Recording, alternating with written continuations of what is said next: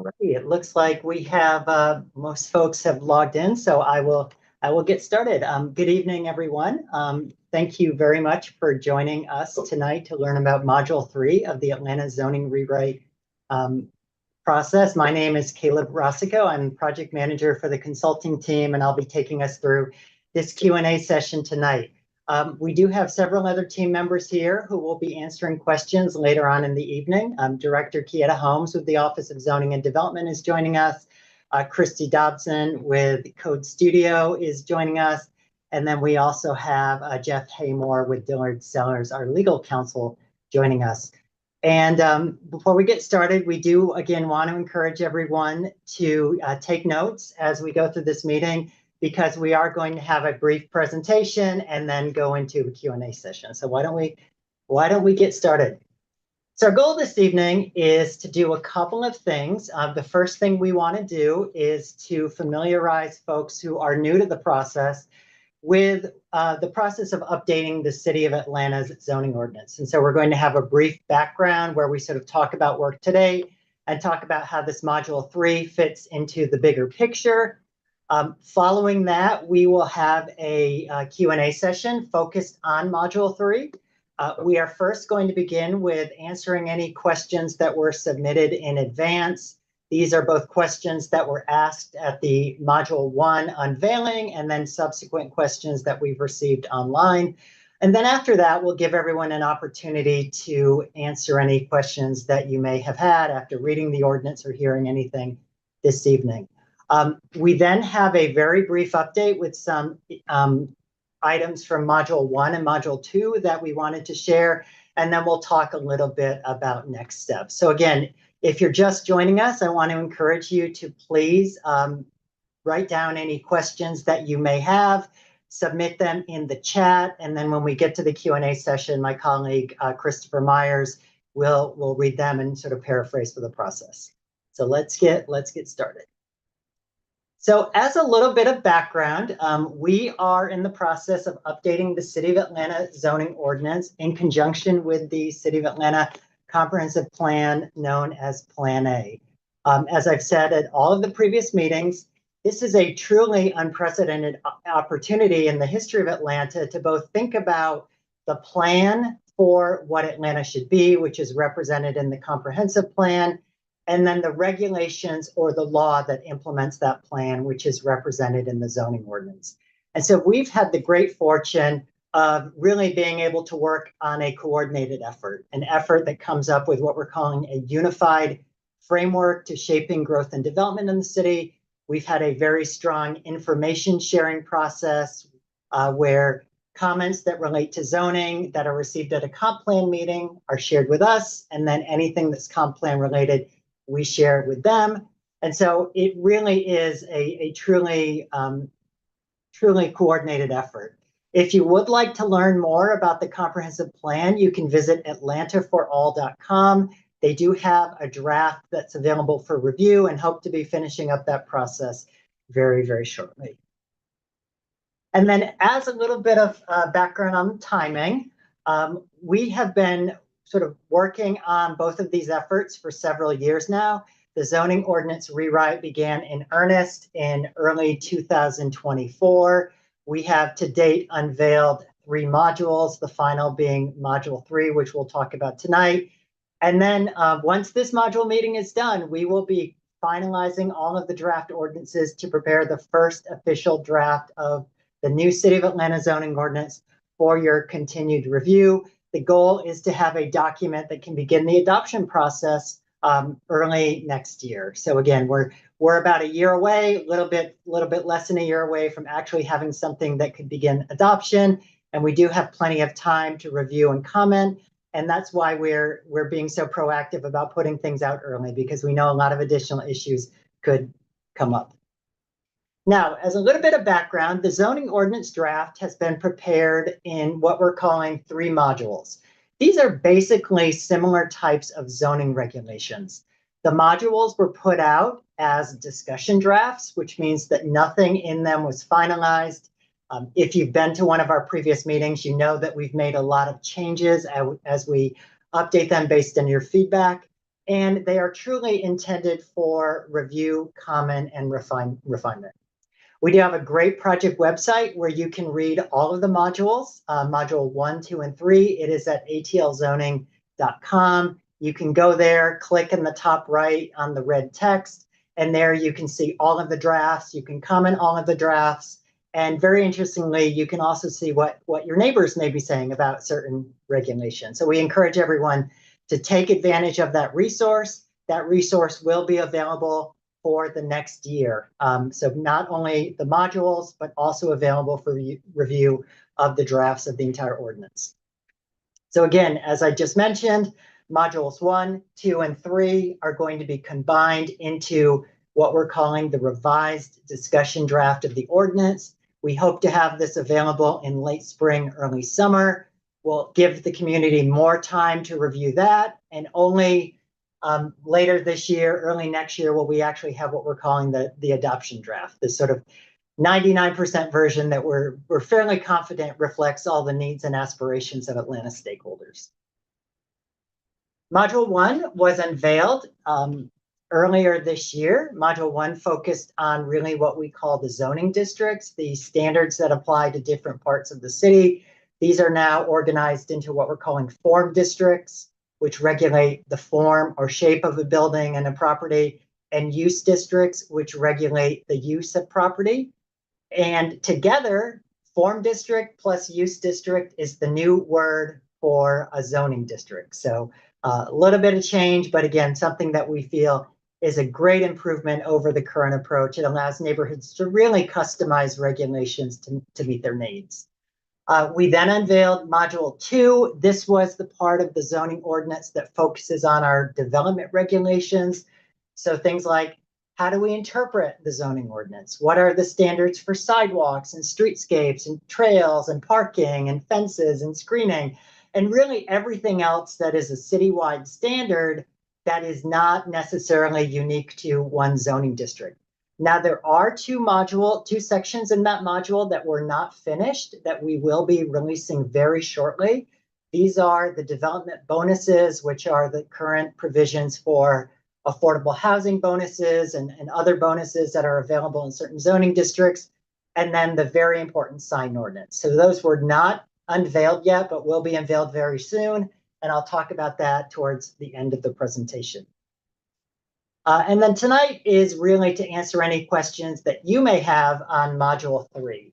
This is the part of the zoning ordinance that talks about how the city of Atlanta administers the ordinance, really handles the day-to-day operations in it. So it's about a process that you have to go through to get approval or entitlement. It's about handling things like nonconformities, which refer to when a property does not meet the zoning requirements, and then the ever important issue of enforcement. So this is what we're here to talk about this evening. And then finally, I did want to mention that there are a lot of other regulations that shape growth and development in the city of Atlanta that are not necessarily within the zoning ordinance today, but which are truly very important to shaping the city. There are environmental regulations, including the tree protection ordinance, which is currently being updated, as I'm sure many of you know. There are soil erosion and sedimentation control ordinances that come down really from the state of Georgia. There are flood ordinances, noise ordinances, and stormwater ordinances. And then, of course, we have building code and housing code. Again, we're not really changing any of these except as needed to coordinate with the rewrite of the zoning ordinance. And then finally, before I get started, I wanted to mention, again, as I do at every meeting, that with regard to the official zoning map, which is the map that the city uses to determine which zoning districts apply on which property, we have approached this effort as using a one-to-one conversion that goes from the old current zoning district to the newly renamed zoning district. So what that means is that if a property is zoned for single family today, it will be zoned for a single family tomorrow. We're avoiding any significant, really any changes of the zoning code other than changing the name and changing them into that form and use district. And it really is important that neighborhood planning, city planning, especially the comp plan updates, and what comes out of those are the guide for zoning changes. And so again, there is a very useful conversion table on the project website that lets you look up your current zoning and then see what it would be named under the new approach. But again, we're not rezoning anyone's properties. We're just changing the name. This is the table abbreviated. So go to the website, atlzoning.com, look up your property and see what the new name is going to be. So with that said, we'd like to really use the bulk of this evening to answer the questions about Module 3. And as I mentioned earlier, I'm going to start with the questions that were submitted in advance, either in writing to us or actually in the comment section of our meeting held in early February. Again, these questions are going to be answered by the four of us, Director Kieta Holmes, myself, the consultant project manager with TSW, Christy Dodson with Code Studio, our code writer, and then Jeff Haymore, our legal consultant. So generally speaking, we didn't get a lot of questions about Module 3, which really isn't surprising. I mean, I love zoning, but Module 3 administration is always the driest part of any zoning process. It's highly technical. As we mentioned before, it is highly controlled by state law and case law.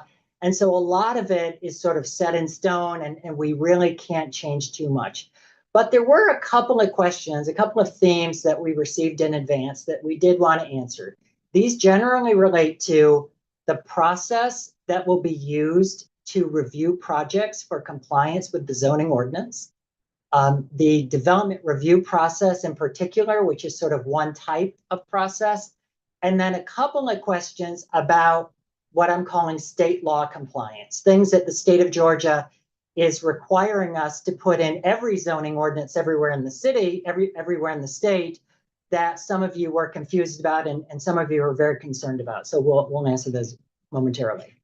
So the first question is, several folks have asked about what is a concept review committee? What is the concept review committee? This is a term that is used in the draft ordinance.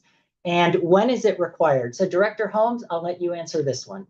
Good evening, everyone. Concept Review Committee was created in about 2018 in the Department of City Planning.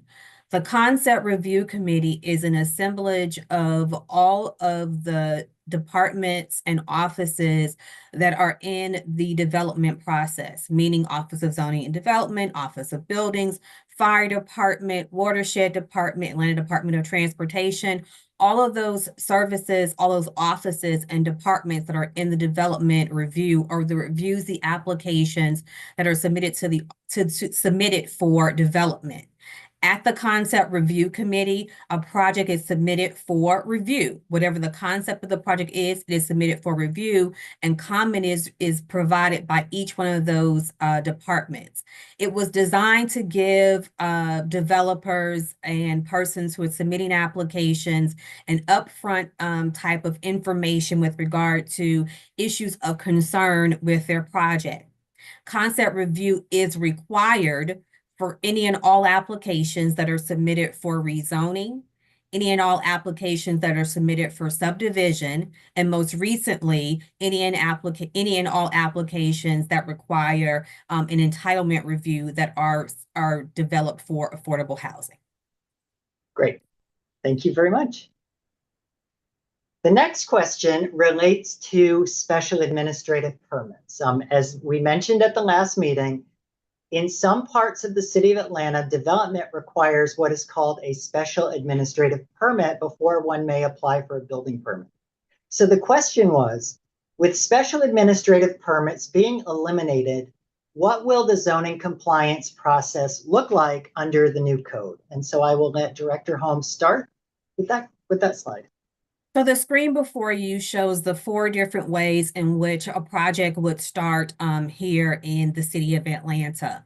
The very first the very first column is associated with any application that is submitted to the office that is in an area where submitted to the city in an area where it has a DRC component. So many of you know places like or organizations like Livable Buckhead or Midtown Atlanta, they have a specific geographic area in which they assist the city in the development review of projects. If you were an applicant and you were submitting an application that was in one of those particular areas and you are requesting no variations, your project is completely compliant with the zoning ordinance of the city of Atlanta, you would submit your application package directly to the Office of Buildings for building permitting. Your review would take place and you would continue into the development process. Okay, so you're starting with the Office of Buildings if your project is totally compliant. You submit your application to the Office of Buildings. It is routed to the appropriate development or design review committee. Once the recommendations come back from that design review committee, or if there are any recommendations or any concerns or questions from the design review committee, it then comes back and then it moves through the process. Please remember about 4 or 5 years ago that the department initiated simultaneous reviews with regard to permits that were submitted to the Office of Buildings. So while your application is moving through the stages of the DRC, your application is also being reviewed for all the other areas. This major change means you start with the Office of Buildings with your building permit, and you are no longer submitting application documents that are for projects that are 75% ready or 85% ready. Your projects are 100% ready so that when you submit the application, it is moving through the process. In the second scenario, if you have an application also in an area where design review is also required and you are seeking a modification, you will remember in Module 3, if you are seeking a modification and it is 10% or less, then it is called an administrative modification. It will be reviewed by the staff of the Office of Zoning and Development, and recommendations will be received from the Design Review Committee as it is as if it was an SAP. But the only difference is it is a modification and it is 10% or less. It will continue through the same process. Design Review Committee comments will return. The Office of Zoning and Development will provide a stamp of approval, and it will continue through the permitting process. The next step, with regard to an administrative variation. If your application requests a variation to any requirement of the zoning ordinance, it will have these two components. The application will be sent to the Design Review Committee as usual, and a copy will be sent to the NPU for review and comment. Okay? Review and comment will be received from the NPU as well as recommendations from the DRC. The staff of the Office of Zoning and Development will complete the review and approve it, and it will continue through the building permit process. The last column is with regard to a variance or any other type of entitlement review, that being a variance, a rezoning, a special use permit, a subdivision. Any of those things will continue on the same path as it does now. It is submitted directly to the Office of Zoning and Development. It is either assigned to someone in the zoning team or the land development team. It goes to the appropriate board. It gets the recommendations from the DRC. It goes to its hearing and it completes its process for you to continue your process into development. It is important to remember that in columns 1, 2, and 3, you're starting at building permit. And in the last column, it is your entitlement, and you're starting with an entitlement process. Thank you. And so you use the word Development Review Committee or DRC. What are their roles today and what are they?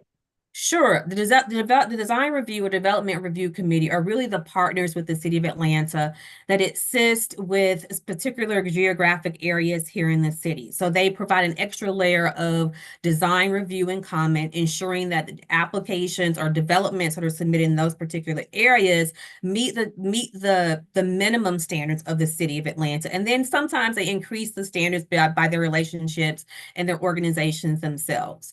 These areas are downtown Midtown, which is currently called SPI 1, and our assistant there is Central Atlanta Progress. In Buckhead, which covers areas of SPI 9 and SPI 12. Our partner there is Livable Buckhead. Also, Lindbergh, which is SPI 19. If you're familiar with the Lindbergh MARTA station and the Lindbergh development there's a Lindbergh area design review committee that helps us there. In Midtown, it is Midtown Atlanta in the area known as SPI 16. And then in Beltline, or the Beltline overlay, which is the entire loop around the city, all the 45 neighborhoods, is the Beltline overlay and the Beltline organization that assists us there. They are really partners helping to make sure that developments are meeting the requirements of the zoning ordinance. They are really helpful in ensuring that designs meet the minimum requirements and then a higher level of requirement through each of the works that they do in their particular geographic areas. Great. So how will the DRC role change in the new zoning ordinance? Their role absolutely will not change. It will actually be the same. They will still be providing recommendations to the city with regard to administrative variations. Their memberships will remain the same. Their compliance with regard to adhering to the zoning ordinance and providing recommendations will all remain absolutely the same. Great.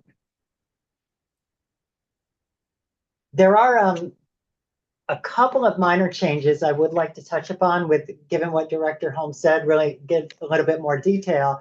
The first change that really isn't a change, but it is they will conduct development review in specific parts of the city, not specific zoning districts. You may remember before that I told you that we're changing the names of everything. And so we will essentially have DRC review in the same geographic areas, but they will be reviewing for all zoning compliance within those particular areas. So if you'll see the image here, this is currently SPI 1. It is going to be renamed to Urban Core, and the SPI 1 or Downtown Development Review Committee will continue to review applications within this particular geographic area. Now, as I mentioned before, though, they will review for all standards, not just the form standards of the zoning ordinance. So the DRCs will be expected to be knowledgeable about their particular form standards. Again, the height, the density, the design character, but they'll also need to be knowledgeable of what are the citywide standards that sort of feed into that. So how do you calculate building height? How do you calculate active uses? How do you calculate active depth? There are some other provisions too that are citywide in scale that we do expect DRCs to have input on. These are found in chapters 3, 4, 8, and 10. We already have a little bit of this today where the bicycle parking standards and the loading standards are really citywide standards now, and DRCs do comment on them. So they will be reviewing all provisions of the zoning ordinance within that geographic area, not just the actual district.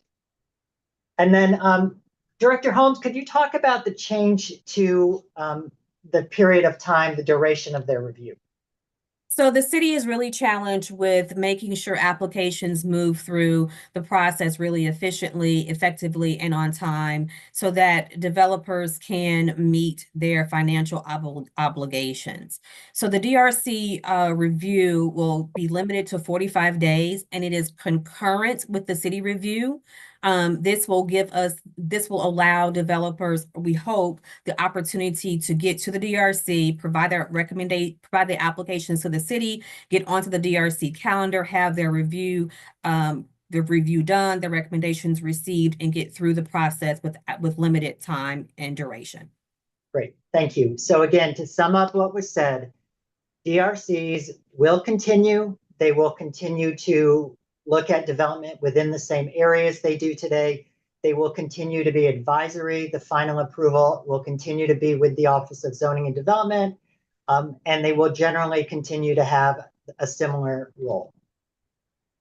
Next question is a very technical one, but we had a person who asked whether the process for appealing an administrative decision is changing.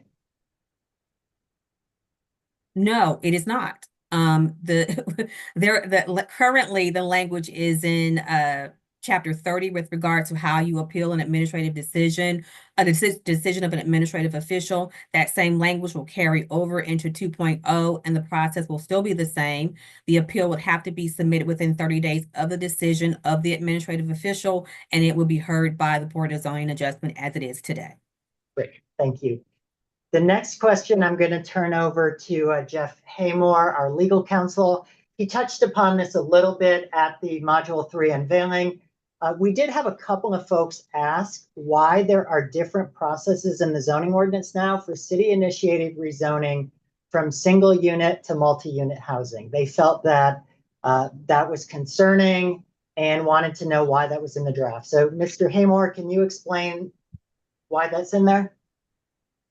Yes, and it's actually currently in the current code. A few years ago, there was an amendment to the state law called the Zoning Procedures Law. And so what we're doing is simply carrying forward into 2.0 those amendments. And what that effectively means is for some projects that are initiated by the city that would rezone property to from single family to multifamily, there are additional notice and hearing requirements, additional timeframes. And so those are simply just being put into the code for the ease of the reader. Thank you. And that concludes any of the questions that we have received in advance. So what I'd like to do now is to answer any questions that you may have. Christopher, has anyone submitted anything? Yes, we have a couple. Okay, First great. question.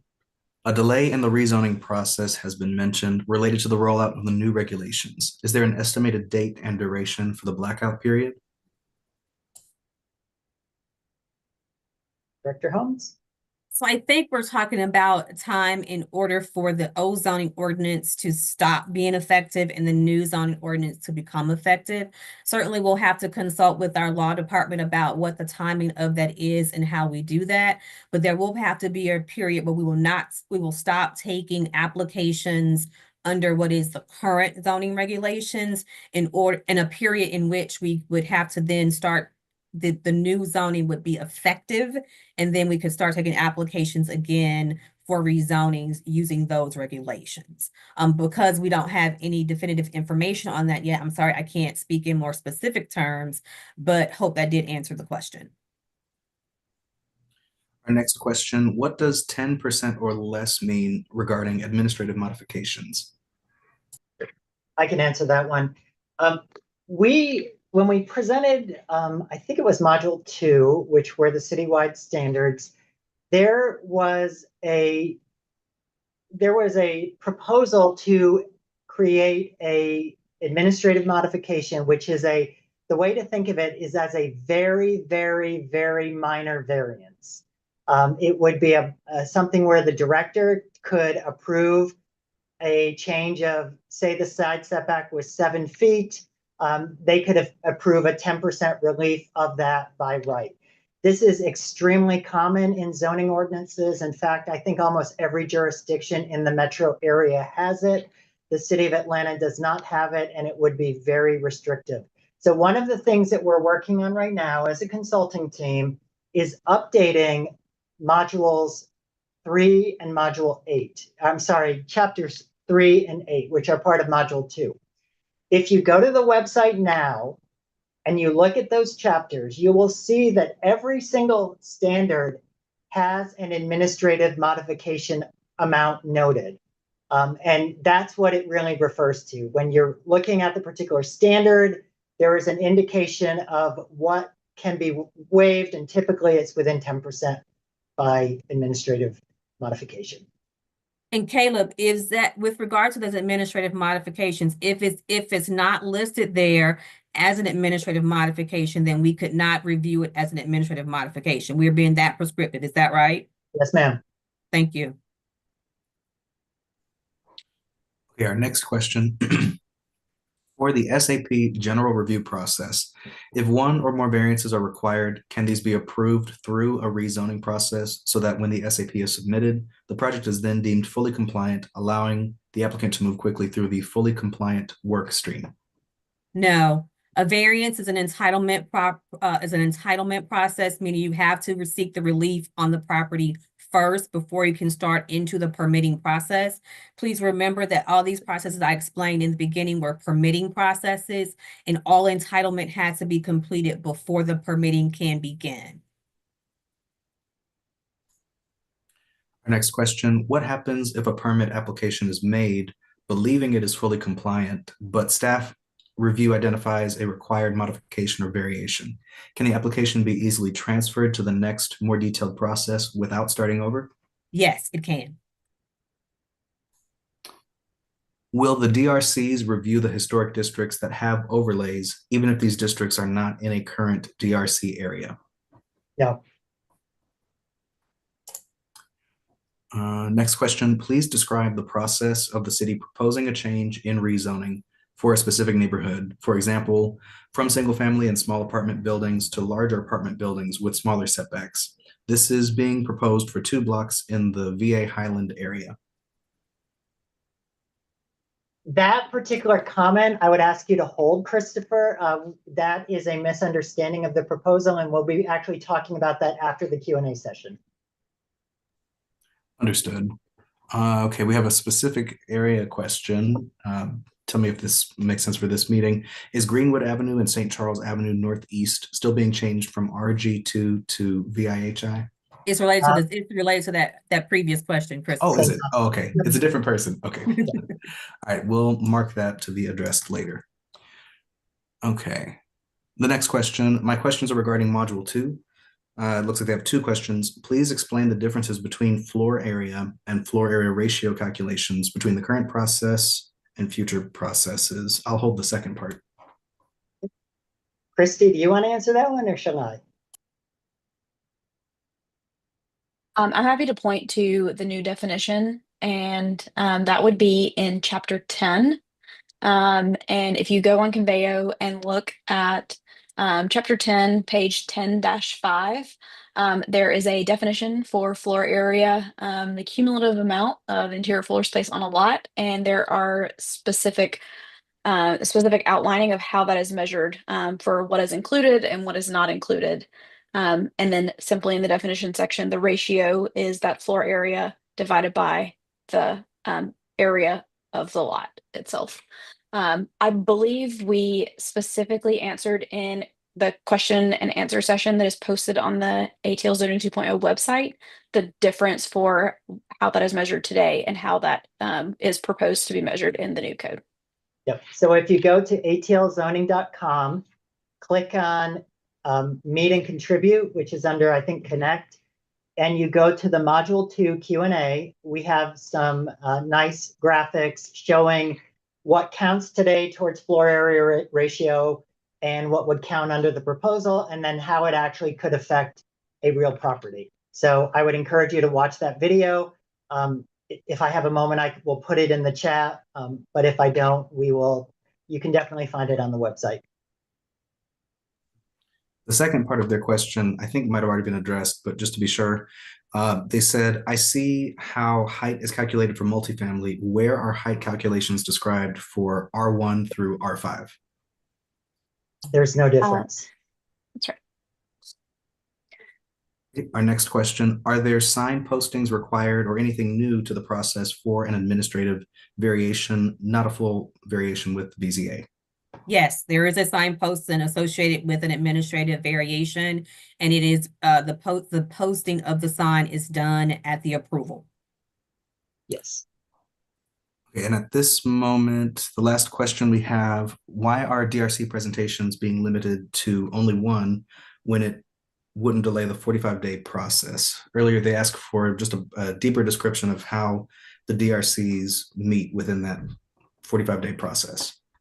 As I understand it, the DRCs only meet once a month. And so depending on when the application is submitted to the office, it would not be able to go back to the DRC within the time frame to get it out within time. Unless there is a timing with regard to an increased number of meetings that the DRC is willing to have. But I can't speak for the DRCs on that one. And I could additionally speak to that if you like, Kieta and Caleb. Go ahead, Jeff. Go ahead, The Jeff. DRCs right now have been created through the years by resolutions of the city council. One of the things that's being proposed here with 2.0 is to bake that into the ordinance itself. Those current resolutions generally allow a 30-day review. And so here in 2.0, we're proposing and recommending that review period be a little bit longer, 45 days, and to explicitly require a presentation before the DRC, whereas currently the resolutions do not explicitly require a presentation, although those do generally happen. So this is an opportunity to codify this directly into the code for the benefit of all. Thank you. Okay, our next question, they're following up on the discussion about variances. If a project is rezoned and approved with variances to the zoning code, does the SAP application then go through the fully compliant work stream, or will the application have to go through the variance process? The application would only go through the fully compliant work stream if the application is fully compliant with all regulations in the zoning ordinance. The other thing is, I'm not sure if the questioner is confusing variation with variance, because that is two different things. A variation is a review and approval administratively, and a variance is approved by the Board of Zoning Adjustment. So what is commonly known as a special administrative permit is an administrative process. It reviews and approves administrative variation. So that is a staff level review. And a variance is going to the Board of Zoning Adjustment, and the application would have to be found compliant with several regulations in order for relief to be granted. In the question, it asks, can a rezoning and variances be done concurrently? And that is technically true. You can submit an application for rezoning and variance at the same time.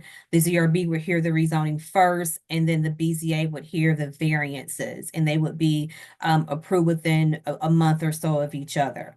That, however, does not mean that some variations may also not be requested, and those variations would be done afterward during the review of the administrative variation in this particular request during the review of the building permit.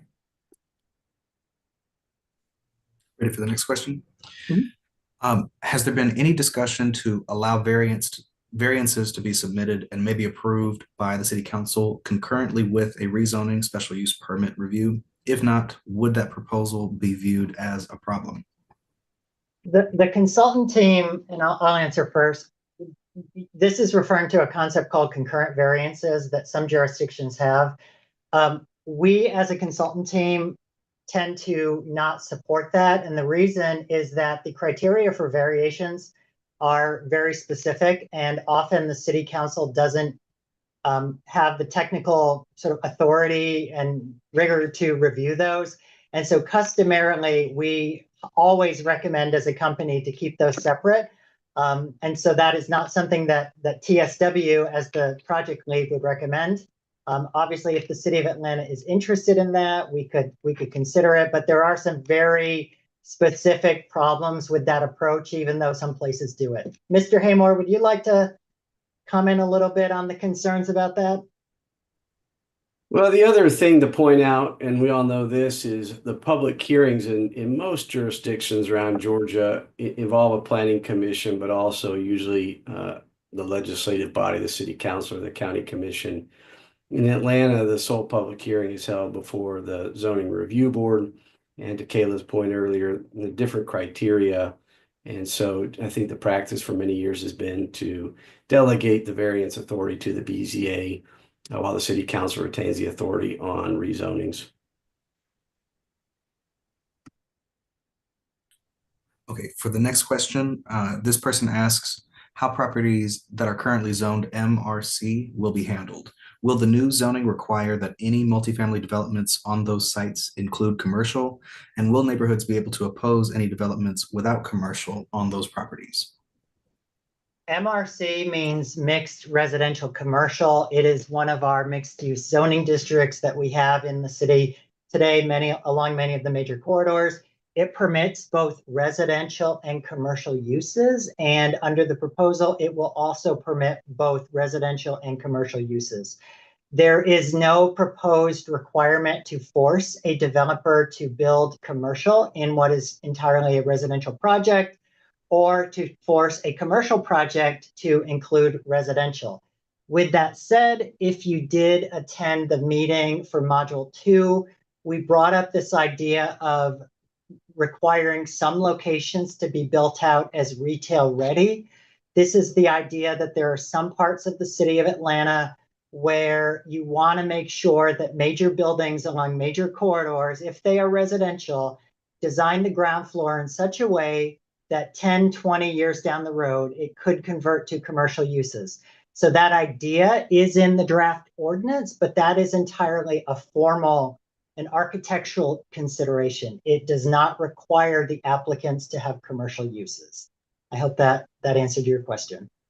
And Caleb, to reiterate that point, if you want to see where that requirement is, there is a map called Storefront Street. And so take a look at that on the website and you can see where that retail ready proposal is being proposed to be mapped. And the concept already exists in many parts of the city. It exists in downtown, midtown, parts of Buckhead. It exists in all of the city's neighborhood commercial districts. And so it's not a new concept. We're just expanding it and consolidating it into a citywide section called Storefront Streets. And we've created a map that shows where those are. Okay, and the final question that we have as of right now, where do I find written policy for transit-oriented development? Is it in the CDP, this zoning rewrite, or elsewhere? It's in the CDP. And you can currently find information right now in the current Plan A that was adopted in 2021. And you can find other proposals, or if you want to go back and research any changes, you can also research that in the 2016 adopted CDP. Great. Well, I will continue on if we have no further questions. I know a lot of you are waiting patiently to hear about St. Charles Greenwood. So again, now I wanted to go through some updates to Module 1 and 2 that we've made since the last meeting. Generally speaking, these relate to how do we convert what are called RG2 and RG3 districts, and a couple of outstanding sections that I mentioned before.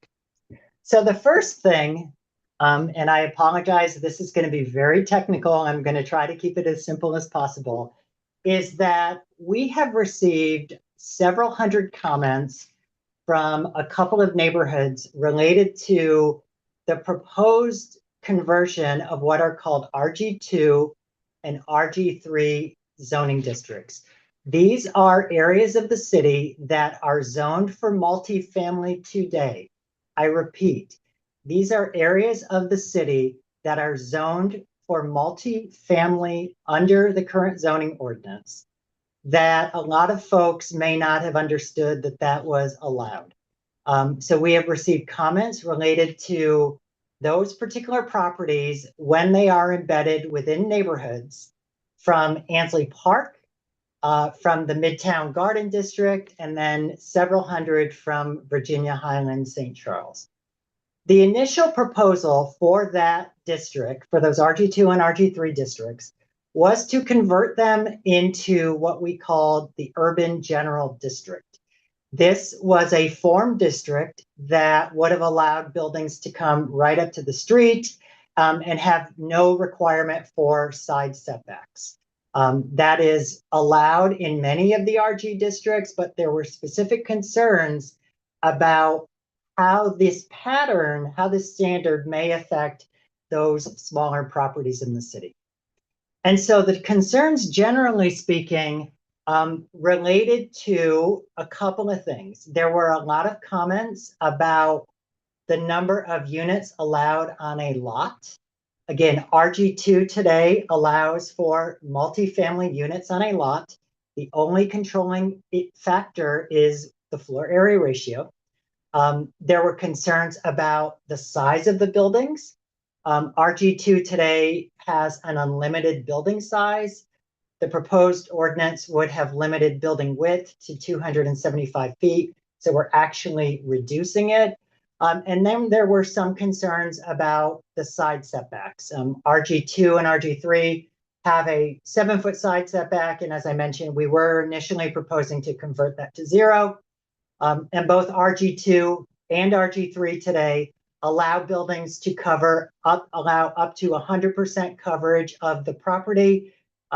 Several folks were very concerned about that. We had initially proposed 85% coverage. So again, this chart is now on the Conveo website for folks to review. It shows what the standards are for RG2 today, what was the initial proposed RG3A option, and the same for RG3. Okay, so I encourage everyone to study that. So based on that, based on the fact that a lot of folks, in our opinion, do not understand what is actually allowed on certain properties by the zoning ordinance today, we wanted to see if there was a way that we could develop a different way to convert these RG2 and RG3 properties within neighborhoods to something other than UG3. So our goals were to make sure that we can address the impacts of the conversion on both small and large properties. We wanted to make sure that the methodology would apply citywide, because as I mentioned before, we're treating every property in the city using the same conversion. We're not in a situation where we can say, well, we're going to convert this property to West End in West End different than we're converting the property in Midtown. We have to do it the same everywhere in order to avoid arbitrary conversions and make it defensible. And then very importantly, we also have to make sure that the conversion does not reduce the current rights of property owners in these areas to build on them. So we conducted a fairly complicated analysis using GIS, Geographic Information Systems, which is basically computerized mapping, to determine, first of all, whether these RG2 and RG3 properties were clustered according to different patterns. And in fact, we found out with 95% confidence that they were. So all that means in a nutshell is that you tend to have neighborhoods in the city where all the RG2 or RG3 are really small lots. And then you have other parts of the neighborhood of the city where they're very large. So that was a really wonderful finding because it allowed us to then move forward with developing alternatives for how to address those. So we ran a whole series of GIS analysis, and at the end of the day, what we have recommended is a new way to convert RG2 and RG3, which is as follows. If the properties are within a cluster where most of the lots are less than half an acre, those properties that are zoned RG2 should convert to what we're calling N5A. This is the neighborhood scaled 5A district. This district would have more house scale setbacks, more house scale lot coverage, and more house scale architecture. So it would be very consistent with the patterns in those areas. However, if the RG2 properties were in areas where most of the lots were larger, as shown in orange on this map, they will continue to convert to UG3A. And then we ended up making a special dispensation for a couple of historic districts that actually had RG2 properties that required, through the historic regulations, a house scale. And so we also converted those to the N5A. So again, I apologize. This is extremely technical, but very, very important to coming up with the direction. So that's how we handle RG2. If you're in an area where most of the RG2 lots are tiny, we're now recommending converting it to N5A, which is a house scale multifamily district. The other thing we're doing there, however, is we have recommended removing the allowance for commercial on those smaller properties. So when you see that R2, N5A R2, that means it becomes an entirely residential use. You don't have the ability to put commercial on those smaller conversions. Now for RG3, we went through a fairly similar methodology, but what we found was that, again, there is a pattern where the RG3 lots tend to be clustered such that the ones that are mostly less than half an acre are in certain neighborhoods, and the ones that are larger than half an acre are not. We have proposed to convert the areas where the lots are tinier into N5B. This is, again, a house scale district that allows up to 12 units on a lot and carry everything forward as previously discussed. So there is a map that you can review on the Conveo page under Module 1 that goes through this methodology. And with regards to what it actually changed, what this methodology actually changed, there are actually only a couple of areas that were affected. So the first areas that changed were the conversion of RG2 to N5, and that is a typo. It should be N5A R2, the house scale up to 6 units, no commercial. This provision would now apply in portions of the Garden Hills neighborhood where there are some RG2 zone properties near Peachtree Street. It would apply in portions of Inman Park, which has some RG2 property, and it would apply to the entirety of the Greenwood, St. Charles area in Virginia Highlands. Now, in terms of areas that were RG3 today and are converting to the new N5B R2, and I will correct these typos, I apologize.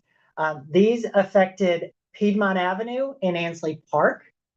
These affected parts of the Garden District. In fact, most of the Garden District is made up of lots less than half an acre. It affected a couple of properties in Peoplestown, a couple of properties in Pittsburgh, and then a couple of properties in West End. So suffice it to say, this methodology of looking at ways to better convert those districts that would reflect the existing patterns, continue to allow the use rights of the property owner, and better relate to neighborhood character was one of those areas where we made a recommended change to the code directly based on your feedback. And again, this is all on the project website. There's a multi-page analysis document that you can review, and there are higher resolution versions of all the maps. So the second thing that we wanted to update everyone on was the status of those two outstanding sections of the code that I mentioned earlier, the density bonuses or the development bonuses and the sign ordinance.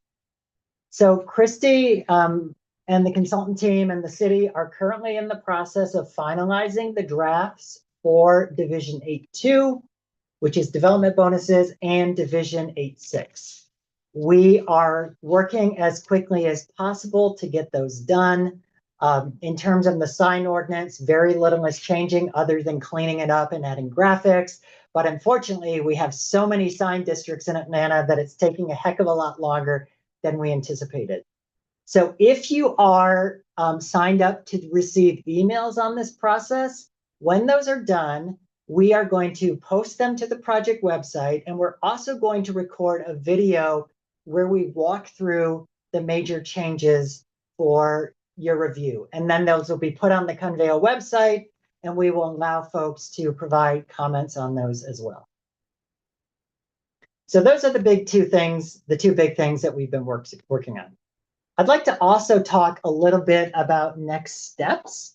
As I mentioned before, we're going to be releasing those outstanding materials as quickly as possible. We will also be releasing updates to Module 2 based on your feedback, including the stuff that we just talked about, as quickly as possible. Everything will be available on the project website before the 31st. You can continue to comment on modules 1 through 3 before the 31st. After that, we are going to put everything together into a discussion draft of the entire zoning ordinance. This will be the first 100%, fully packaged, fully documented version of the code. We will then again put that on the project website based on how much feedback we get. We will sort of determine how to proceed with whether we need to have more conversations about that. But we think that hopefully with these changes, we've hit upon most of the issues. We're then going to begin a really interesting process called testing of the zoning ordinance. And this is going to be more behind the scenes, but is incredibly important to making sure that we haven't missed anything. So what testing entails is working with the Office of Zoning and Development staff to take the draft zoning ordinance and actually review real pending or recently approved development proposals to understand what would or would not change if this new zoning code were adopted today. So that involves a couple of things. It first of all involves beginning to educate all of the Office of Zoning and Development staff and Office of Building staff on the sort of workings of the zoning ordinance. It begins to look at whether the variations and the new processes are working as we intended. And then very importantly, whether there are design outcomes that we didn't anticipate. This is something that we like to do with all of our zoning ordinances, because even though we've had hundreds of hours looking at the codes, reviewing the codes, thinking about how they apply to real projects, it's really important for us to begin to talk to the people that spend day in and day out reviewing the code to make sure it's clear, to make sure it has the intended impacts, and to make sure that hopefully it simplifies the process. Now, as part of that process, we may identify areas where we need to make some modifications or some tweaks. And as I mentioned before, we don't have a process set out for how we're going to share that with you, but we will share that with you once we finish the testing and have an understanding of what the impacts are. So with that said, that concludes our presentation this evening. Before I talk about final steps, I would like to see, Christopher, if we had any comments submitted related to anything we just presented. Well, this last question that we received maybe is a little bit of a deviation, but the person is asking, how can we get better enforcement of the zoning code today and in the future 2.0 zoning? Actually, that is something that the department is working on right now. As many of you know, recently, our new deputy commissioner came on board, and one of her focuses is on enforcement.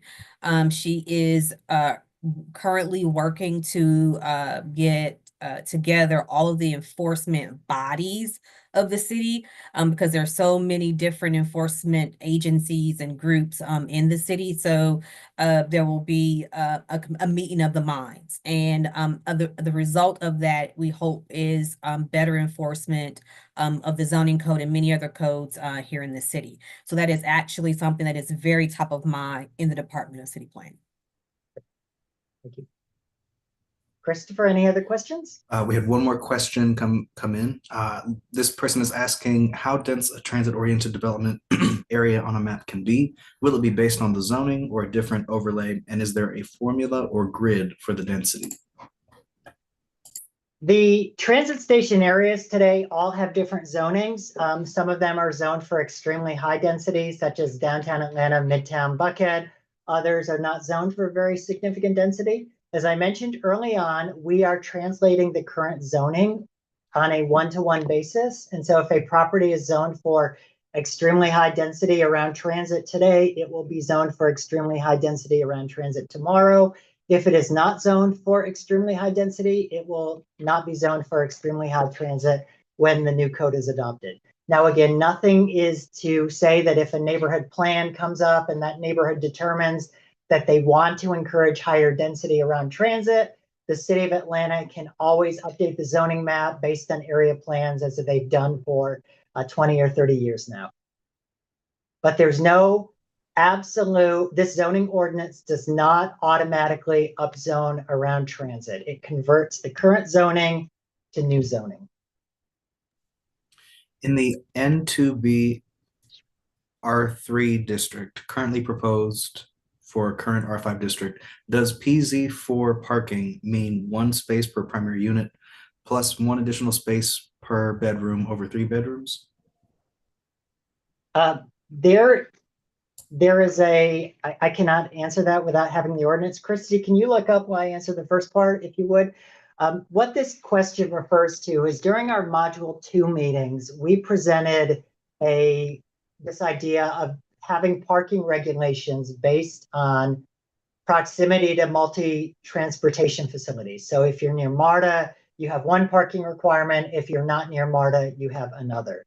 The parking district 4, which I believe is being referred to, should generally speaking be the current requirements. Christy, can you tell me what the exact numbers are?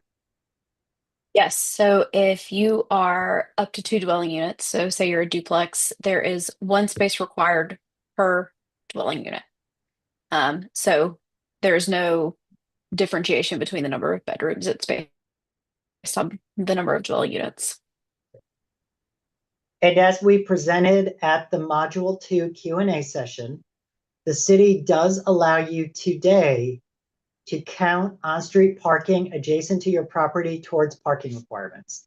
So you would have to meet the parking requirements under the parking zone 4, but if you had on-street spaces, you could count some of those towards your requirement, as you can currently do. Any other questions?